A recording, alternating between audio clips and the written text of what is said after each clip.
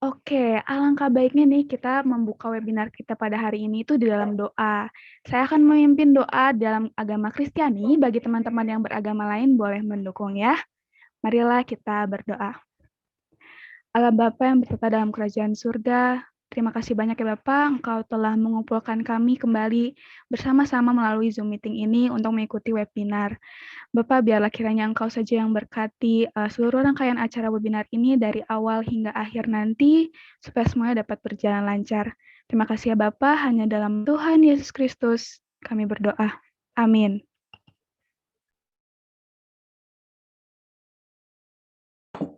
Baik, terima kasih ya buat Kak Maria yang udah mimpin kita dalam doa. Nah, selanjutnya kita akan mendengarkan kata sambutan yang akan dibawakan oleh Ibu Wiwit Puspitasari Dewi MC selaku pembimbing tim webinar Fakultas Psikologi UPH. Kepada Ibu Wiwit, waktu dan tempat kami persilahkan. Baik, selamat siang teman-teman semuanya. Selamat datang di webinar Fakultas Psikologi Universitas Pelita Harapan. Terima kasih ya atas waktu yang memang kalian sudah sediakan. Saya tahu ini siang, kalau di tempat saya juga hujan, jadi sebenarnya ini situasinya enak banget buat istirahat, tapi teman-teman ada di sini gitu untuk mendengarkan satu pemaparan yang mudah-mudahan ini akan berguna gitu bagi teman-teman semuanya, terutama mungkin menghadapi kondisi yang ya kita tahu ya gitu masih tidak nyaman lah gitu buat kita di masa pandemi seperti ini, yaitu terkait dengan resiliensi. Nah, mudah-mudahan nanti setelah kalian keluar atau menyelesaikan webinar ini ada satu pemahaman baru atau skill baru yang teman-teman bisa gunakan dalam kehidupan sehari-hari. Itu saja dari saya. Selamat menikmati waktunya, selamat menikmati waktu belajar teman-teman. Terima kasih.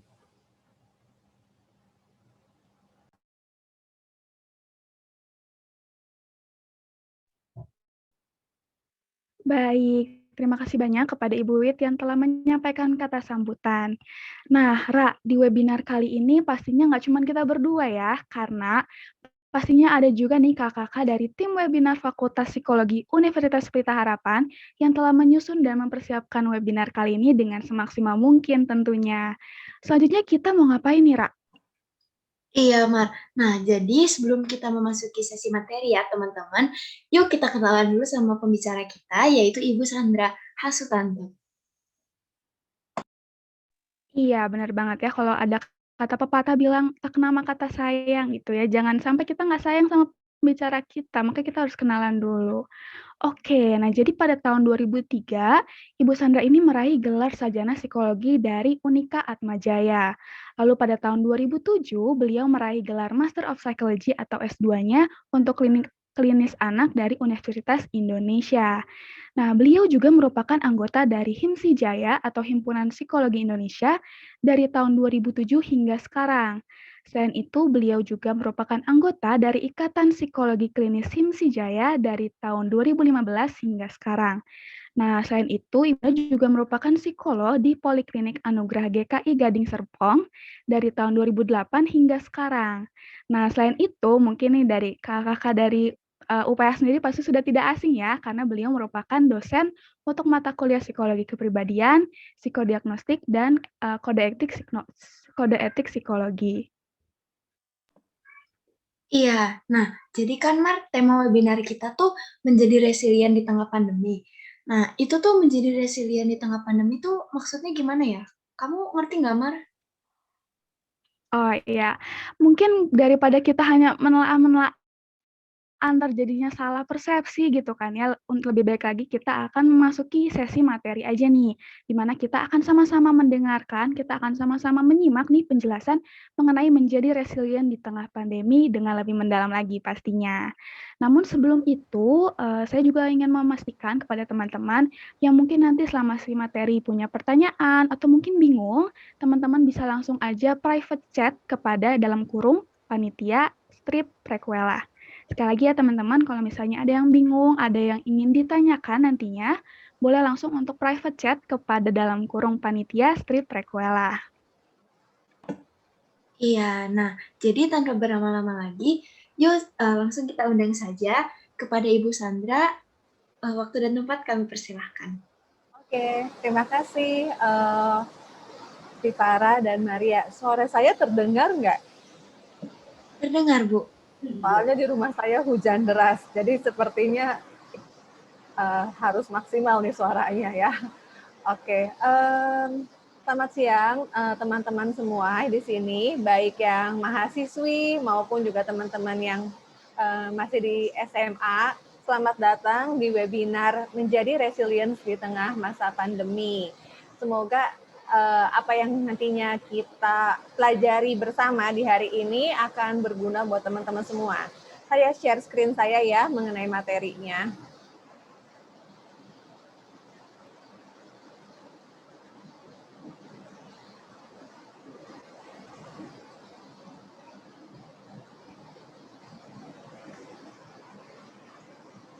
Oke, apakah sudah nampak di layar kalian?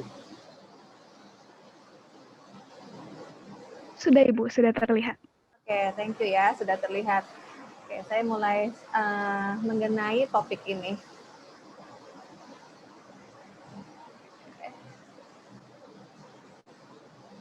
Oke, jadi temanya hari ini adalah tentang menjadi resiliensi. Apakah sebenarnya yang dimaksud dengan resiliensi? Nanti kita akan coba pelajari sama-sama ya teman-teman semua. Nah, ini adalah overview yang akan saya bagikan untuk webinar hari ini. Jadi kita akan mulai dari kondisi pandemi yang sudah terjadi selama 1 tahun lebih gitu. Kondisinya seperti apa, lalu saya akan masuk ke dalam sub bahasan mengenai resiliensi. Di dalamnya juga saya akan menerangkan mengenai definisi, dimensi, dan faktor-faktor apa ya yang kira-kira mempengaruhi resiliensi. Lalu sesudah tahu mengenai definisi, dimensi, kita akan belajar atau mengetahui manfaat apa yang bisa kita peroleh kalau misalnya kita menjadi resilient. Nah, kalau memang ternyata ada hal-hal yang memang perlu ditingkatkan, gimana cara meningkatkannya, kita akan bahas lebih lanjut di dalam tips. Lalu saya akan masuk ke dalam materi integrasi antara iman Kristen dengan topik webinar hari ini, yaitu resiliensi. Lalu nanti terakhir kita bisa nyanyi sama-sama ya teman-teman ya. Oke, ini adalah hal-hal yang terjadi sebenarnya teman-teman selama masa pandemi. Jadi teman-teman teman-teman SMA dan juga teman-teman yang sedang berkuliah ini mengalami banyak sekali perubahan di masa pandemi yang tadinya teman-teman bisa ketemu dengan teman-teman sekelas secara langsung, sekarang ketemunya secara daring atau secara online. Nah, ternyata ya urusan belajar daring ini menjadi sesuatu hal yang akhirnya membutuhkan menjadi suatu keprihatinan, bukan keprihatinan sih, menjadi suatu masalah yang mungkin saja bisa berlanjut pada hal-hal yang lain. Jadi ada beberapa artikel ya, termasuk di sini kalau yang ada di layar kalian, daring itu tuh ternyata jadi masalah psikologis tertinggi loh sebenarnya di masa pandemi buat teman-teman yang memang masih dalam tahapan anak dan remaja.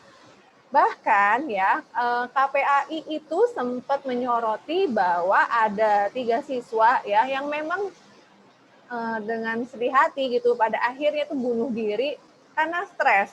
Kenapa sih stres? Karena pembelajaran jarak jauh atau belajar daring ini membuat mereka akhirnya mungkin nggak kuat atau kemudian begitu mengalami banyak hambatan sampai akhirnya mereka bukan menyelesaikan hambatan tersebut, memilih jalan yang lain misalnya dengan cara bunuh diri. Nah, yang menarik juga dalam relasi ya teman-teman, relasi kamu dengan teman-teman yang lain atau relasi kamu dengan teman sebaya gitu, dengan teman sekelas atau teman lain kamu ya, yang tadinya nggak pernah begitu terbatas, sekarang akhirnya menjadi sangat terbatas. Sampai ada yang namanya loneliness epidemic gitu. Jadi yang karena kita memang dibatasi teman-teman ya di dalam masa pandemi ini, nggak boleh misalnya terlalu dekat dengan yang lain ya secara jarak, harus menjaga jarak yang cukup aman, terus kemudian kalau ketemu harus misalnya menggunakan masker, harus sering cuci tangan, harus misalnya mengurangi mobilitas ya, mengurangi kerumunan gitu ya, atau kemudian mengurangi mobilitas ke tempat-tempat yang memang akhirnya bisa menimbulkan penambahan jumlah kasus, itu semua dibatasi. Efeknya apa? Yang tadinya kamu bisa seneng-seneng bareng, hangout bareng, misalnya ketawa-ketawa bareng, ngafe bareng, ya sekarang akhirnya semua dilakukan secara sendiri. Nah, lalu yang akhirnya juga menjadi concern terhadap kesehatan mental adalah ini, stres, burnout, sama jenuh. Jenuh dalam arti bosan ya teman-teman ya, ternyata belajar secara online gitu, terus menerus sepanjang hari misalnya ya, atau misalnya dalam waktu 5 hari seminggu kamu harus ngeliatin layar monitor, entah monitor laptop, entah monitor tab kamu, atau monitor handphone, itu yang kamu harus terus-menerus lihat. Dari yang tadinya mungkin excited gitu, sampai akhirnya yang kemudian ya elah bosan banget sih gitu, belajar lagi, terus harus ngerjain tugas lagi gitu. Adakah di sini boleh kasih saya reaction yang tugasnya jadi lebih banyak teman-teman waktu akhirnya kalian dalam masa pandemi ini? Adakah? Boleh kasih reaction ke saya? Berapa orang yang akhirnya berasa tugasnya lebih banyak, tugas perkuliahannya lebih banyak? Oke, Putri. Oke, Put, jadi tugasnya lebih banyak ya, Put ya? Dari teman-teman yang lain gimana? Ada yang berasa tugasnya lebih... Oke, thank you, tadi sudah ada yang bereaksi. Oke, ya, memang tugas mungkin saja dirasa jadi lebih banyak. Ada nggak yang berasa di sini tugasnya jadi lebih berkurang waktu akhirnya masa pandemi?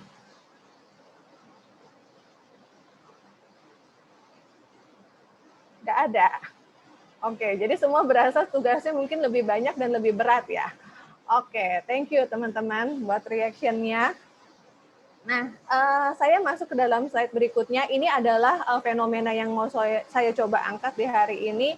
Nah, sebenarnya ini sebelum kita masuk definisi resiliensi, saya mau tahu sih dari teman-teman semua yang hadir di sini, resiliensi itu apa ya yang ada dalam pemikiran kalian waktu mendengar kata resiliensi, apa yang muncul? Silakan bisa diketikkan di dalam kolom chat ya.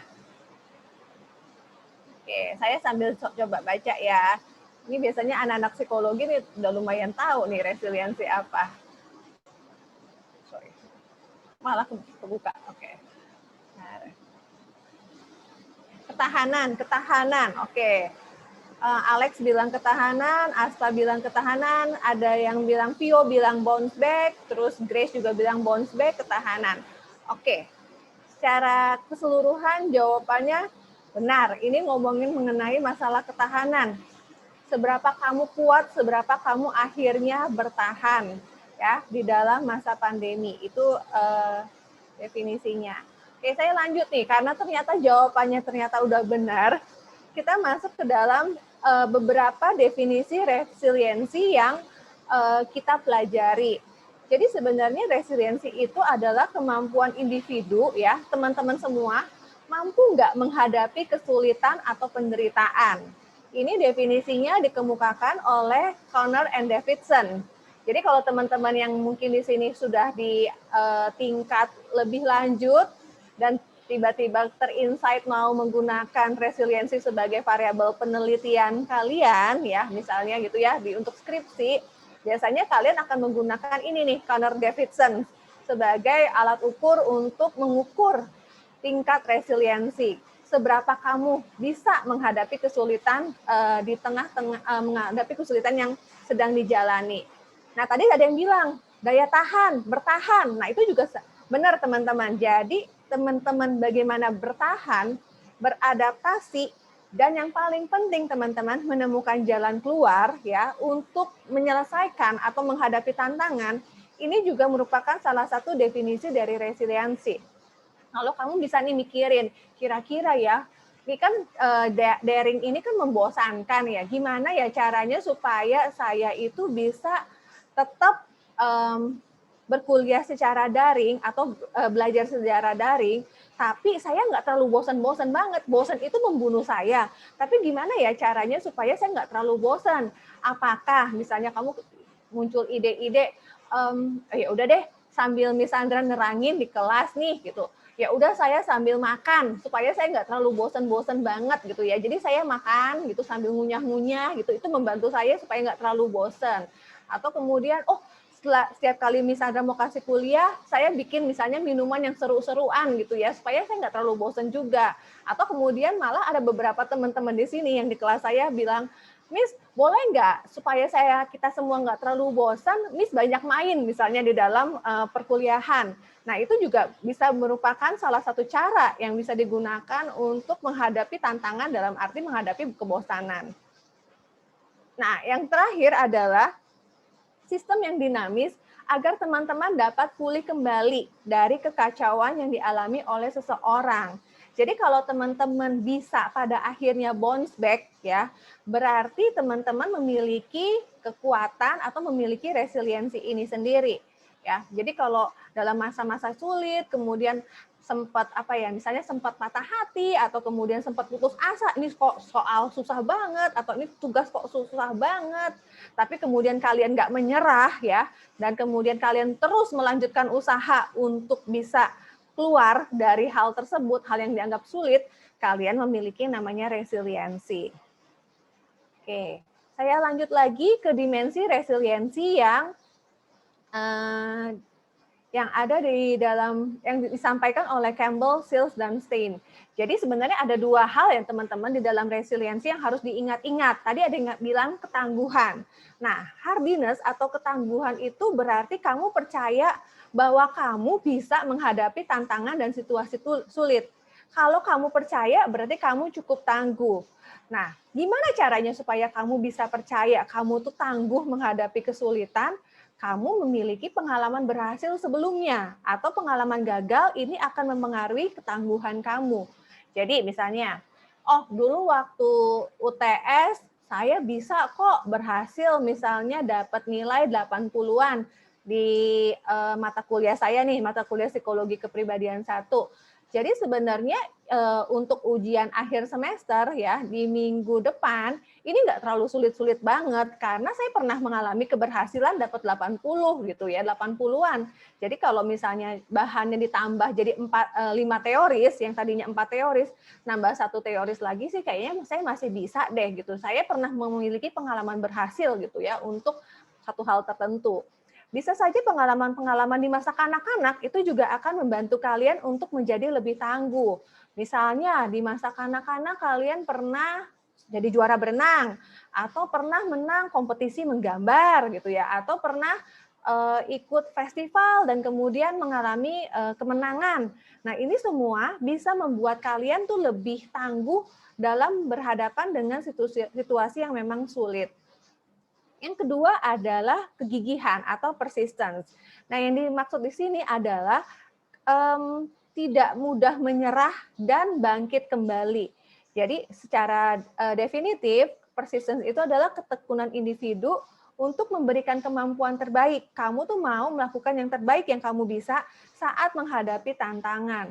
Walaupun misalnya tugas ini sulit buat kamu, tapi kamu mau berusaha gitu untuk menyelesaikan semua tugas ini sampai akhir, maka kamu sedang menunjukkan yang namanya kegigihan. Kamu nggak mudah menyerah begitu aja, walaupun tugasnya susah gitu, atau misalnya tugasnya mengesalkan gitu, tapi kamu akan lanjutkan hingga tuntas atau hingga finish gitu.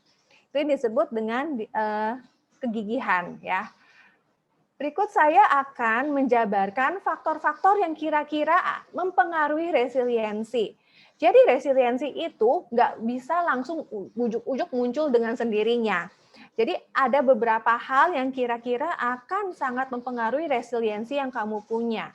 Ya, yang pertama itu adalah faktor IM.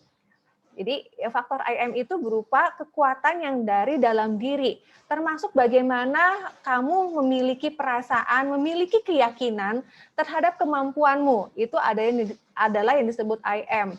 Ya, kamu yakin kamu bisa, kamu merasa bahwa kamu tuh akan sampai pada tujuan akhirnya. Buat teman-teman 2018, kamu akan merasa bahwa kamu akan bisa yudisium misalnya di bulan Maret tahun depan, seperti itu. Atau kamu memiliki sikap yang positif terhadap sebuah tantangan. Nah, itu adalah faktor-faktor yang ada dari dalam diri. Jadi sumbernya itu memang lebih ke internal. Lalu yang kedua adalah faktor I have.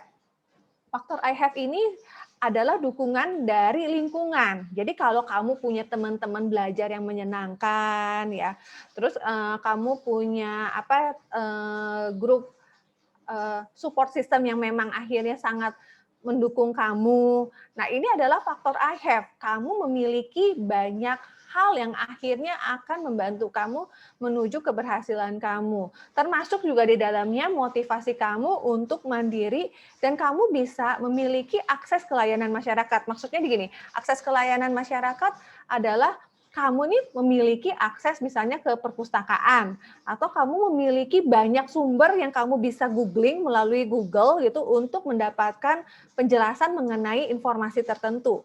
Jadi kamu tuh kamu itu tahu bahwa ada hal-hal yang bisa kamu gunakan. Kurang lebih seperti itu. Lalu yang ketiga adalah faktor I can. I can ini adalah kemampuan ya yang dimiliki oleh dirimu sendiri. Termasuk di dalamnya adalah cara kamu mengelola emosi kamu, cara kamu menemukan solusi, cara kamu berkomunikasi dengan orang lain dan mempercayai orang lain. Nah, itu adalah faktor I can. Saya mampu kenapa? Karena saya bisa berkomunikasi, saya bisa nih menyampaikan misalnya mengenai ide-ide saya tentang hal-hal tertentu supaya saya bisa menyelesaikan tugas. Atau kemudian, oh ya udah ya, walaupun ini sulit buat kamu, tapi kamu bisa kelola emosi kamu. Iya deh, sempat down sebentar, tapi nggak apa-apa, saya bisa kok gitu. Saya bisa mengelola emosi saya bisa kerjakan ini misalnya sampai selesai dan seterusnya ya. Jadi ingat-ingat ya teman-teman, faktornya adalah I am, kekuatan yang ada dari dalam diri kamu sendiri. I have ya, dukungan dari orang-orang di sekitar kamu, dari lingkungan, dan kemudian I can, yaitu kemampuan yang kamu miliki. Oke, nah ini agak cepat ya teman-teman, manfaat resiliensi ya untuk apa sih kita harus memiliki resiliensi ini dalam kehidupan kita. Ya teman-teman, kalau misalnya kamu memiliki resiliensi yang tinggi, ini menunjukkan bahwa kesehatan mentalmu juga cukup baik. Kalau misalnya kamu bentar-bentar gampang nyerah gitu atau gampang putus asa, ya kita akan melihat itu sebagai indikasi bahwa kesehatan mental kamu mungkin perlu ditingkatkan lebih lanjut. Dan ketika kamu memiliki resiliensi, nggak menyerah begitu saja, kamu akan terus berjuang sampai akhir, kamu tuh akan lebih siap dalam menghadapi tantangan yang ada di sekitar kamu. Ya nggak apa-apa, saya udah pernah, misalnya udah pernah ngerjain soal yang sulit gitu. Kalau misalnya saya menghadapi soal yang sulit lagi, saya lebih siap kok gitu. Nah itu yang dimaksud dengan manfaat resiliensi yang kedua. Lalu yang ketiga, ketika seorang memiliki resiliensi, teman-teman tuh akan terbantu untuk memiliki makna dan tujuan hidup yang lebih jelas. Jadi kalau misalnya, oh kamu sudah memiliki resiliensi, kamu tahu nih, kamu akan mencapai apa sih dalam waktu sekian tahun ke depan, atau tujuan hidup apa yang mau kamu capai ya dalam beberapa bulan ke depan. Kalau kamu memiliki kelentingan itu ya atau bounce back itu, kamu akan lebih mudah untuk mencapai tujuan hidupmu dan menemukan makna hidup kamu yang sebenarnya. Lalu manfaat yang terakhir dari resiliensi, ini saya ambil 4, walaupun sebenarnya teman-teman kalau misalnya browsing mengenai manfaat resiliensi, ada banyak sekali sebenarnya manfaat untuk menjadi resilience. Yang terakhir itu adalah memiliki energi, karena kamu terus mau berusaha, kamu tangguh gitu, kamu mau gigih ya, kamu akhirnya memiliki energi buat mengerjakan banyak hal. Atau kamu memiliki energi untuk menghadapi situasi-situasi yang sulit. Kamu juga bisa menunjukkan sikap ceria ya, dan juga terkoneksi dengan orang lain. Dengan kamu resilience, kamu akhirnya bisa berhadapan dan kemudian ya syukur-syukur ya pada akhirnya kamu tahu, oh ternyata bukan saya doang loh, ada orang-orang lain di luaran sana yang juga perlu misalnya untuk menjadi resilience dan nggak masalah kalau misalnya saya bantu mereka untuk menjadi resiliensi, gitu, untuk menjadi lebih resilience. Nah, ini tips-tips yang mungkin saja teman-teman bisa lakukan untuk meningkatkan resiliensi dari dalam diri, untuk meningkatkan resiliensi kalian. Yang pertama adalah tidur, makan, dan olahraga yang cukup sebenarnya teman-teman. Ini akan meningkatkan resiliensi menjadi lebih baik. Gimana ceritanya kamu bisa tangguh kalau misalnya ternyata kamu kurang tidur? Atau gimana ceritanya kamu bisa untuk menghadapi situasi yang sulit kalau makan aja kamu enggak, gimana dapat energinya gitu ya. Jadi penting untuk diingat ya teman-teman, dengan tidur yang cukup, makan yang memang bergizi, dan berolahraga yang mencukupi, ini akan membantu kalian merasa memiliki kemampuan resiliensi yang lebih baik. Dengan olahraga ya misalnya, kalau saya sendiri ngalamin ya, ketika saya olahraga, saya misalnya memiliki pengalaman berhasil, target harian olahraga saya misalnya adalah jogging sehari itu saya 3 kilometer jogging atau jalan pagi 3 kilometer. Ketika saya akhirnya bisa jogging jalan pagi dalam waktu 30 menit dan 3 kilometer, saya tahu bahwa saya sudah menghadapi situasi yang menurut saya sulit dan saya akan lebih percaya diri terhadap kemampuan yang saya miliki. Nah, ini salah satu hal yang akhirnya bisa membantu saya untuk menjadi lebih resilient, misalnya seperti itu. Salah satu yang sumber yang lain yang bisa aja dimiliki adalah hubungan yang dekat dan yang hangat ya teman-teman dengan orang-orang yang kamu anggap sebagai sahabat.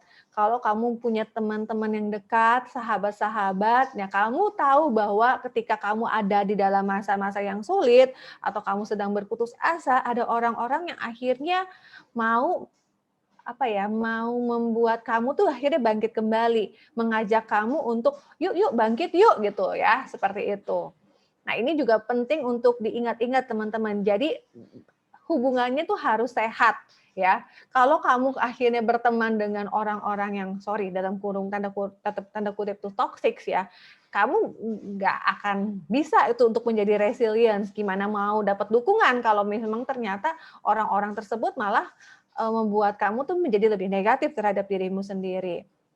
Yang ketiga adalah hidup sesuai dengan nilai-nilai yang diyakini. Jadi untuk menjadi resilient, hiduplah dengan hal-hal yang memang kamu yakini, yang memang benar, dan itu akan menjadi semacam panduan kamu untuk menjadi lebih resilient.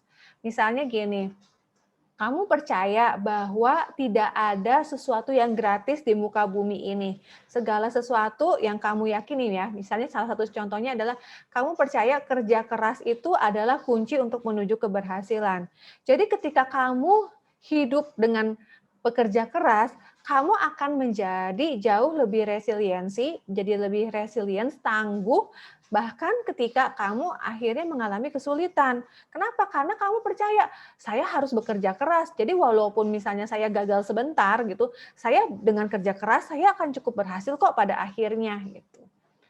Yang berikutnya adalah tujuan yang akan dicapai. Jadi kalau kata suami saya ya, kalau kamu mau berlari, baiknya kamu tuh tentukan juga kamu mau finishnya di mana.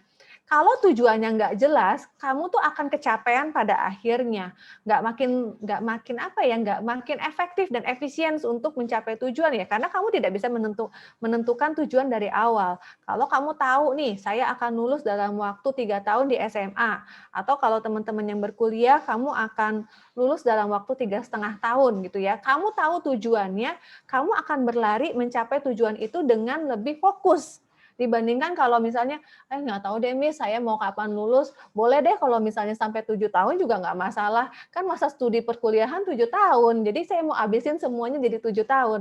Nah, yang kayak gini nih, ini akan menjadi lebih sulit dibandingkan kalau memang kamu akhirnya punya tujuan yang pasti. Salah satu mahasiswa skripsi saya bahkan memiliki tujuan yang cukup menarik ya. Kenapa akhirnya dia mau melanjutkan skripsi?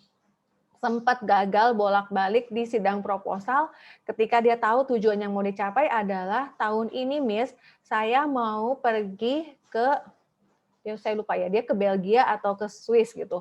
Loh, mau ngapain ke sana? Saya mau ketemu pacar saya di sana. Jadi akhirnya tujuan dia untuk ketemu pacarnya ya di luar negeri itu membuat si mahasiswa skripsi saya ini mau akhirnya mengupayakan hal-hal terbaik dari dalam dirinya untuk mencapai tujuan, yaitu lulus skripsi supaya dia pada akhirnya bisa pergi tuh ke luar negeri gitu.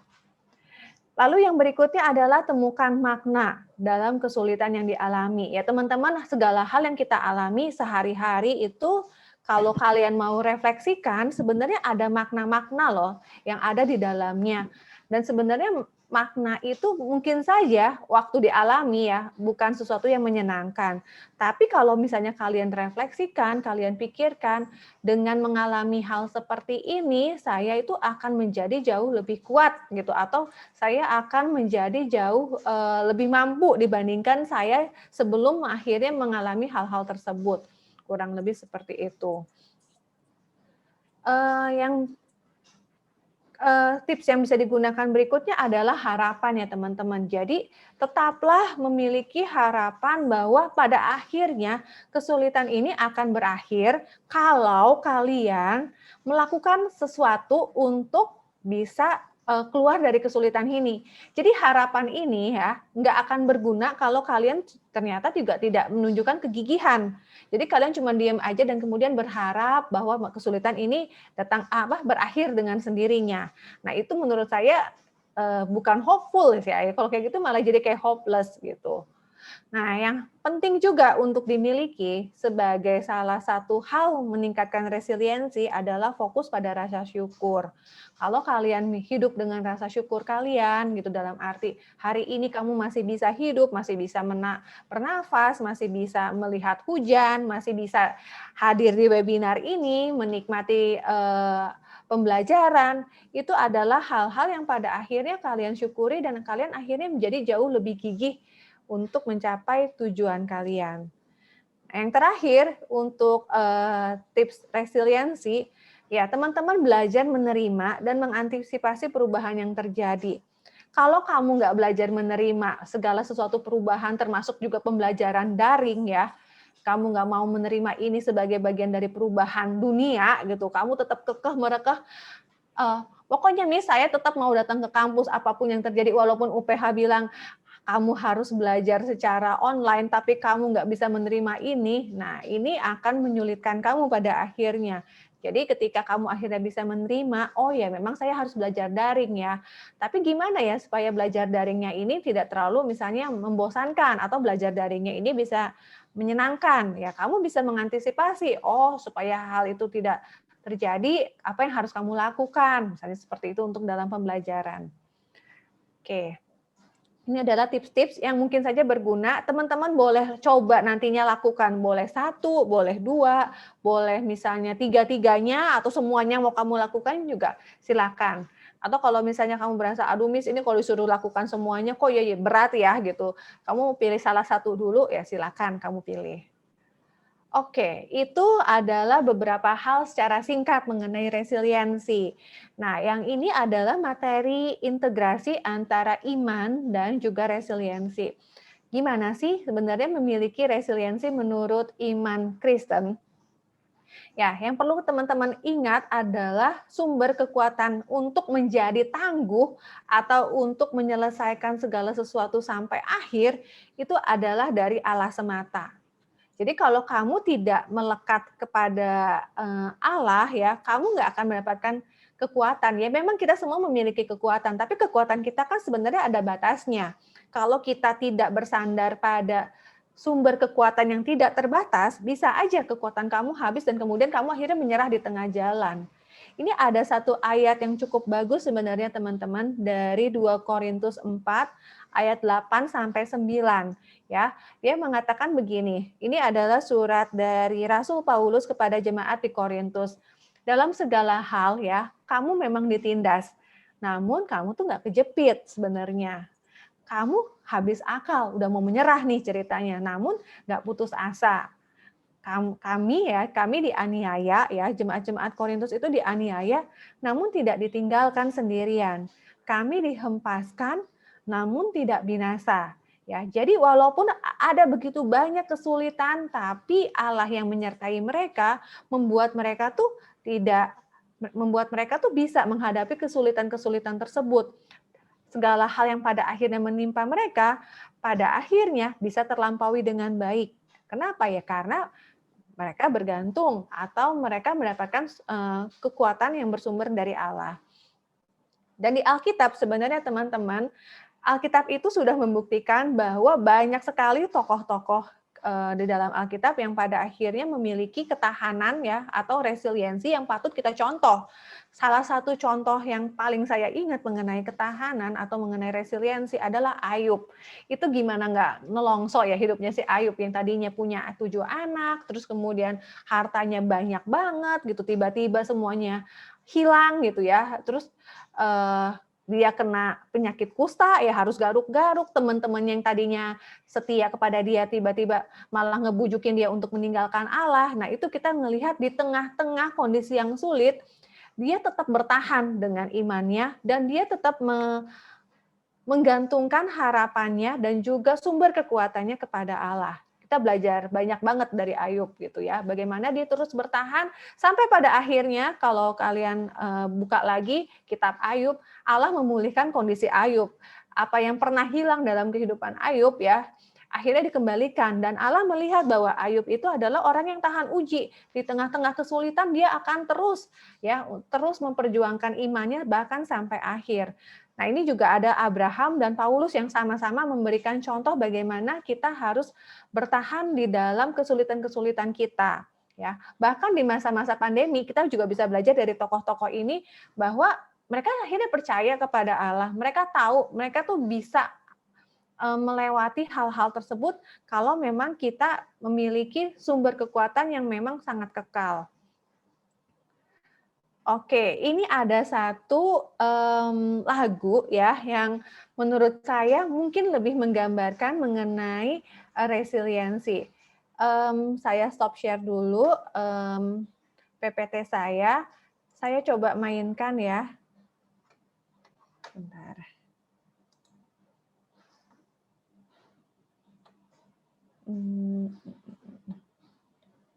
Bentar ya.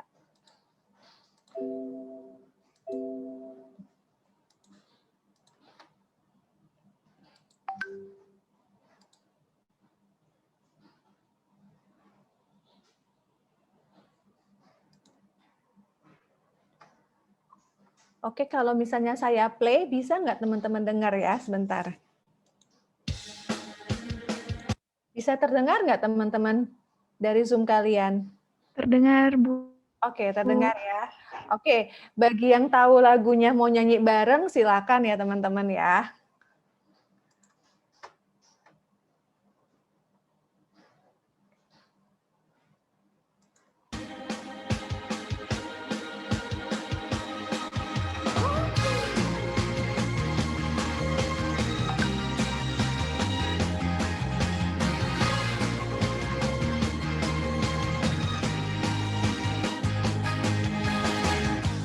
Sadarlah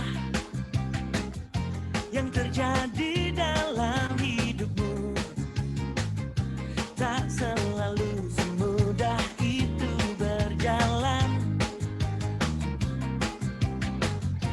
Mengikuti keinginanmu, jangan putus asa dahulu, karena pelaut hebat tak pernah lahir di laut yang tenang. Hai kawan, teruslah kau berjuang.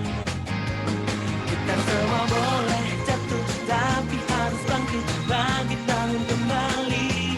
Kita semua boleh jatuh, tapi harus bangkit kembali. Kita semua boleh jatuh, tapi harus bangkit bagi tahun kembali. Kita semua boleh jatuh, tapi harus bangkit kembali.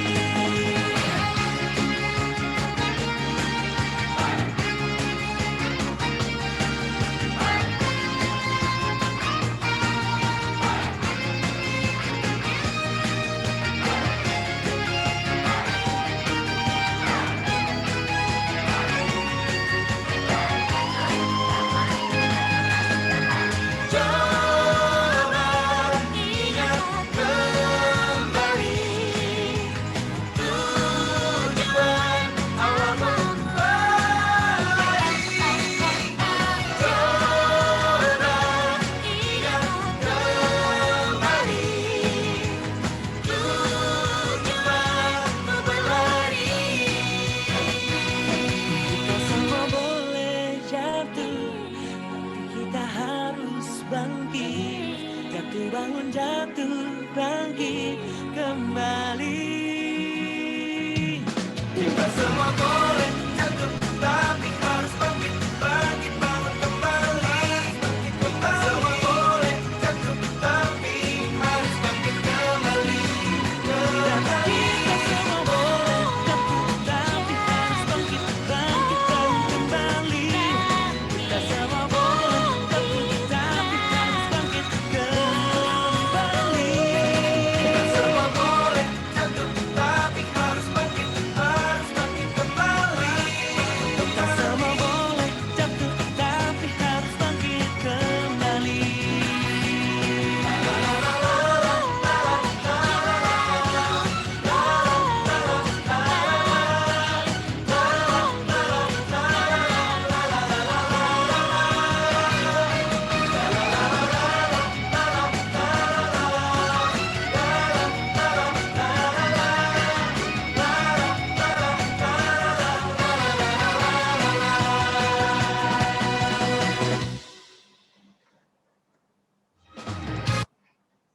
Oke, saya stop share ya.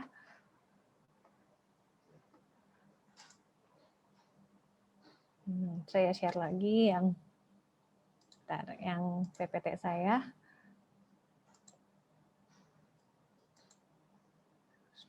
Ini, sorry, tadi udah sampai bagian belakang. Oke, jadi ini kalimat bijak, kata-kata bijak yang mungkin aja muncul waktu saya dengar lagu ini. Jadi kesulitan dalam hidup itu memang nggak mungkin terhindarkan dari kehidupan kita. Namun demikian, kesulitan-kesulitan dalam hidup ini pada akhirnya akan membuat kalian semakin kuat dan juga semakin terampil dalam menghadapi hidup ini. Jadi ini ada kata-kata, a smooth sea never made a skilled sailor. Jadi laut yang tenang atau hidup yang tanpa kesulitan itu nggak akan membuat kamu menjadi pelaut yang ulung. Jadi pelaut yang ulung itu memang semuanya lahir di tengah-tengah badai, di tengah topan. Dari berapa kali mereka bangkit menghadapi topan, makanya mereka akhirnya menjadi semakin terampil dalam menghadapi dan mengelola kesulitan. Kurang lebih seperti itu. Ini daftar pustaka yang saya gunakan. Lalu, oke, terima kasih teman-teman untuk kesediaan kalian mendengarkan presentasi saya hari ini. Jika ada pertanyaan, dipersilakan. Saya kembalikan kepada MC. Baik, terima kasih banyak Ibu Sandra yang telah menyampaikan materi yang sangat insightful, sangat menarik juga ya teman-teman semua. Iya, benar banget nih, Mar. Nah, sebelum kita lanjut ke sesi berikutnya, kita ada sedikit pengumuman nih. Apa ya, Mar, pengumumannya? Iya, benar banget ya. Jadi untuk teman-teman, nanti di akhir acara kita akan ada sesi pengisian link evaluasi. Nah, kenapa sih, Ra, kita tuh perlu untuk isi link evaluasi ini? Iya, jadi link evaluasi ini akan panitia gunakan untuk merekap data semua teman-teman untuk keperluan e-sertifikat. Dan seperti yang kita ketahui ya, khususnya untuk anak-anak angkatan 2020, e-sertifikat ini bisa menambah engagement point teman-teman loh. Jadi jangan lupa buat nanti di akhir acara ini untuk mengisi link evaluasi ya. Iya, benar banget. Oke, selanjutnya kita akan memasuki sesi Q&A atau sesi tanya jawab nih. Iya, Mar. Mungkin boleh dimulai dari kamu ya. Ada pertanyaan yang masuk kan ya, banyak banget tuh. Kayaknya semuanya udah antusias banget nih. Iya. Iya, benar banget. Oke, jadi yang pertama ini ada yang bertanya, perbedaannya apa ya antara hardiness dengan self-efficacy? Karena lihat dari definisinya sama-sama membahas keyakinan akan kemampuannya. Bolehkah Bu Sandra minta tolong diberikan highlight perbedaan nih antara ketangguhan dengan kegigihan? Dan bagaimana akhirnya jadi satu kesatuan yang disebut sebagai resiliensi. Begitu, Bu. Coba ya, saya balik lagi ke dimensi resiliensi. Tangguh itu berarti dia percaya bahwa dia tuh memiliki kemampuan yang pada akhirnya bisa digunakan untuk menghadapi kesulitan. Nah, hardiness ini memang sih secara konstruk ini emang agak mirip-mirip ya antara hardiness, kemudian ada grit, kemudian juga ada resiliensi. Ini agak-agak beda-beda tipis gitu ya. Tapi kalau misalnya mau balik ke apa ya, definisi konseptual mengenai hardiness itu berarti dia mampu menghadapi kondisi kesulitan atau dia mampu untuk terus kembali pulih walaupun pernah mengalami sesuatu kegagalan atau mengalami suatu kekacauan dalam hidup. Jadi resiliensi itu ada suatu hal yang menjerumuskan dia dulu ya. Jadi ada kesulitan yang dihadapi dan kemudian dia akhirnya bangkit kembali, itu adalah resiliensi. Sedangkan kalau misalnya tentang kegigihan, berarti dia itu tidak akan menyerah. Jadi kalau persistence itu ngomongin segala sesuatu yang pada akhirnya kamu akan terus lakukan terus-menerus sampai selesai. Itu ngomongin persistence. Sedangkan ketangguhan tuh dia ngomongin tentang kepercayaannya. Seberapa dia percaya. Ini juga mirip dengan self efficacy. Kalau self efficacy kan ngomongin seberapa dia yakin akan kemampuan yang dia miliki. Nah, ini juga agak mirip nih. Si hardiness juga dia ngomongin kepercayaan bahwa dia mampu menghadapi tantangan di masa sulit gitu. Agak beda-beda tipis sebenarnya. Menjawab nggak pertanyaannya? Oke, ini tadi yang bertanya dari Kak Shema. Kak Shema gimana nih Kak? Menjawab nggak ya Kak? Menjawab, makasih Miss. Sama-sama, Shema. Oke, mungkin selanjutnya boleh dari Tifara nih, boleh pilih-pilih Iya. pertanyaannya. Mar, mungkin buat teman-teman nih, ada yang mau raise hand, boleh langsung raise hand dan di-unmute biar langsung dijawab sama Miss-nya. Mungkin ada yang mau raise hand?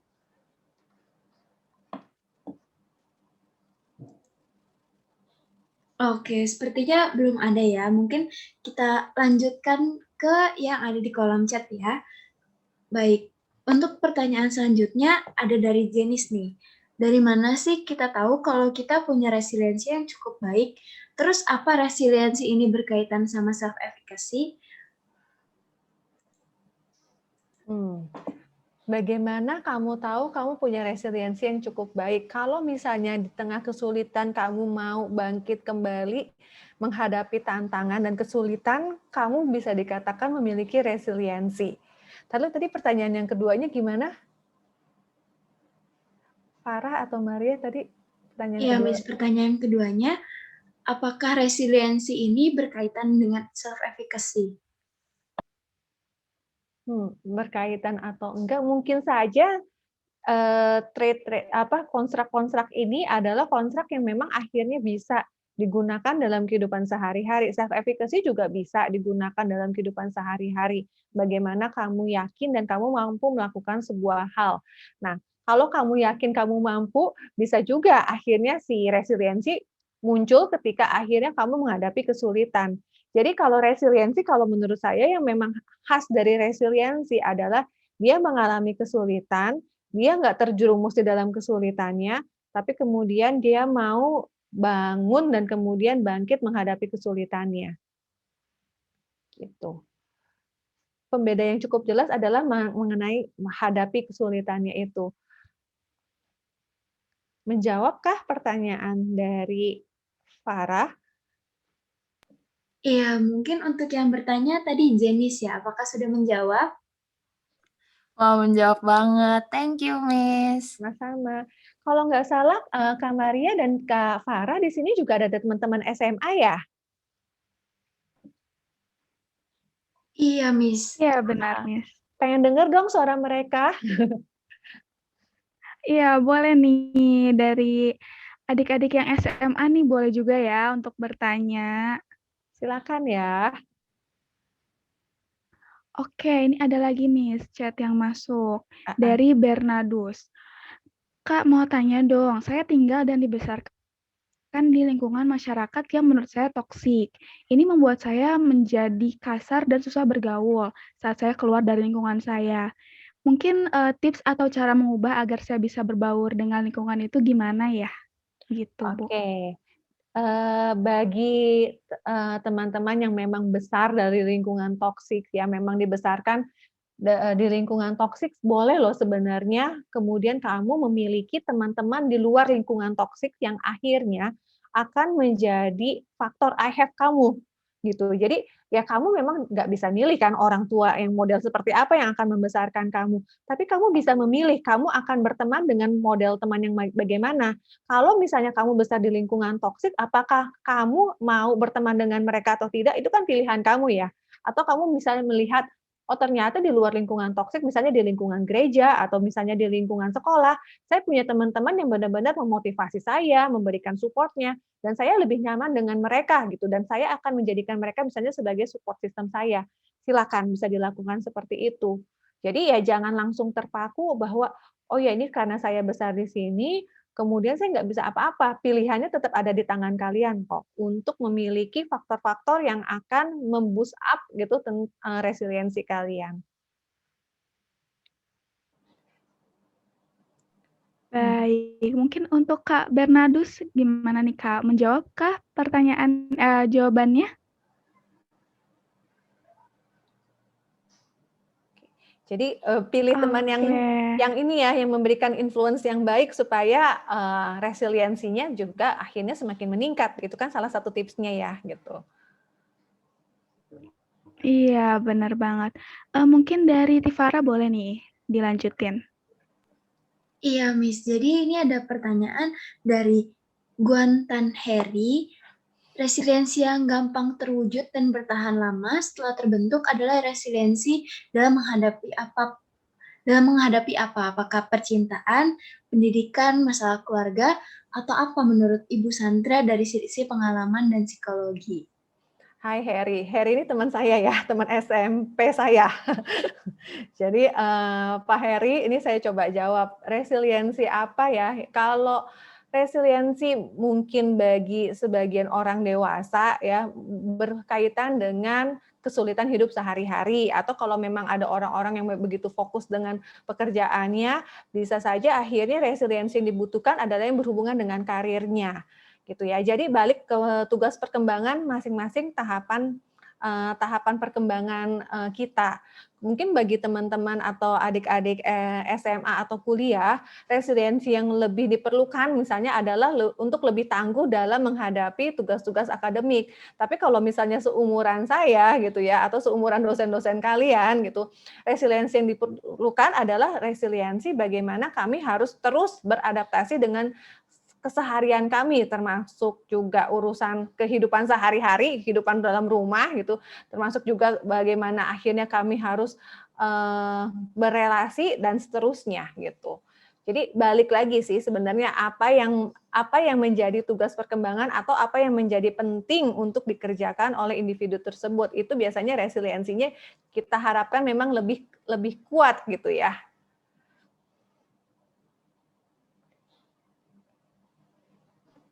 Gimana, terjawab Kak? Mungkin apakah sudah menjawab ya, Pak?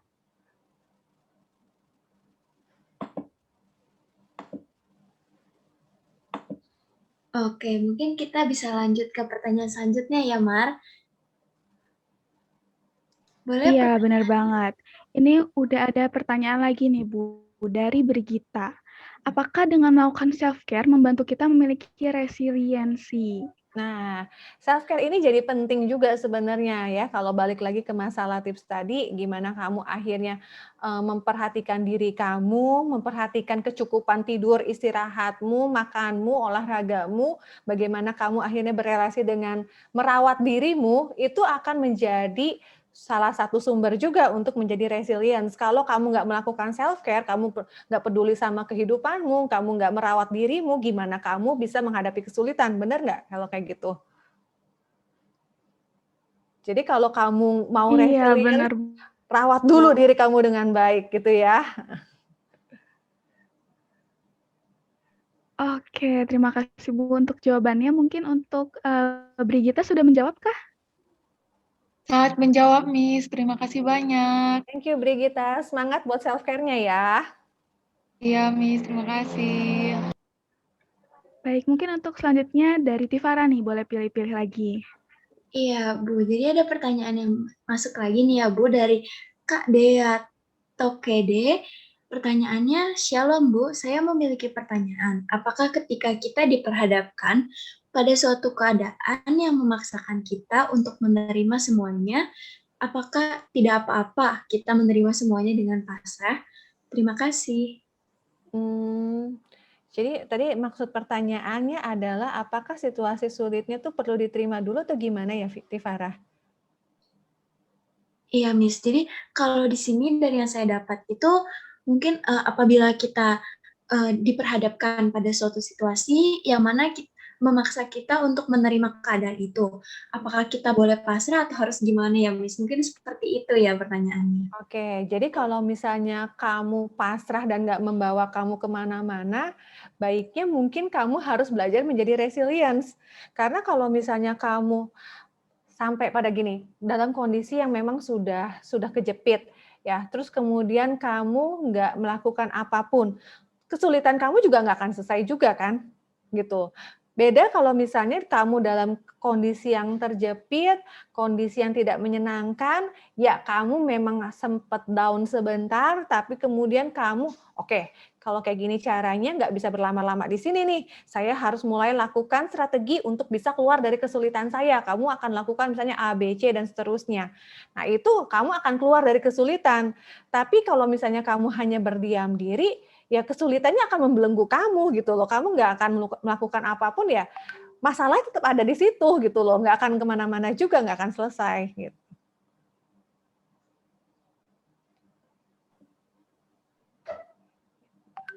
Cukup menjawab kah? Ya, mungkin buat Kak Dea, apakah sudah menjawab? Iya Bu, sangat membantu. Terima kasih Bu. Iya, sama-sama Dea. Jadi apapun kesulitan yang kamu hadapi, jangan sampai kesulitan itu akhirnya menenggelamkan kamu. Menjadi resilience adalah ketika kamu memiliki keberanian untuk bangkit menghadapi kesulitan yang sedang kamu alami. Tuh. Baik, mungkin ada pertanyaan lagi, Mar? Ada nih, masuk lagi. Dari panitia, nggak apa-apa ya Bu ya, ada yang pertanyaan juga nih dari panitia, Requela. Nah, jadi Requela ini katanya susah untuk cerita sama orang lain nih Bu. Nah, takutnya karena punya perasaan bahwa dia tuh takut ngeberatin teman-temannya gitu. Itu gimana ya Bu ya? Nah, sekarang saya nanya lagi ke Requela, apakah benar ketika kamu cerita, kamu akan membebani temanmu, atau itu semuanya adalah bagian dari pemikiranmu? Requelanya boleh open mic, nggak apa-apa loh.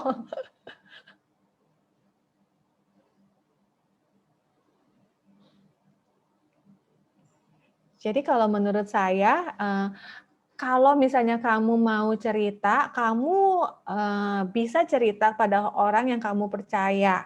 Ya, apakah nantinya dia akan keberatan atau enggak? Kamu boleh tanya dulu sebenarnya sih sebelum kamu cerita. Kamu bisa bilang, sorry kalau misalnya gue mau tanya kayak gini, gue mau cerita kayak gini, lu keberatan nggak sih gitu? Atau lu lagi sibuk banget ya gitu? Kalau lu lagi sibuk banget, nggak bisa dengerin gue ngobrol gitu, nggak bisa dengerin cerita gue, nggak apa-apa juga kok gitu. Nanti kalau misalnya lu udah lowong aja gitu dan kebetulan lu bisa dengerin, gue bakal seneng banget bisa cerita sama lu, misalnya seperti itu. Itu juga bisa dilakukan gitu. Itu juga saya lakukan sih sebenarnya kepada teman-teman saya. Jadi kalau misalnya ternyata saya dalam kondisi yang lagi hektik banget, saya biasanya akan cenderung diam aja. Tapi kalau misalnya ternyata saya nggak terlalu hektik gitu, nggak terlalu ribet, saya biasanya akan willing untuk ngedengar cerita dari teman-teman saya gitu. Oke, terima kasih Bu atas jawabannya. Tapi mungkin kayaknya Requelanya lagi ada gangguan jaringan, jadi putus-putus katanya Bu, nggak apa-apa. Ya nggak apa-apa. Ya, mungkin karena keterbatasan waktu juga nih ya teman-teman sekalian, maaf banget kita harus sampai di sini untuk sesi Q&A dan tanya jawabnya. Iya, Mar, benar banget. Wah, keren-keren banget ya pertanyaan dari teman-teman semua nih, Mar. Alangkah baiknya juga kita menutup webinar kita ini dalam doa ya. Saya mengundang Kak Tifara untuk memimpin kita dalam doa penutup. Ya, baik. Saya akan memimpin doa di dalam agama Kristiani.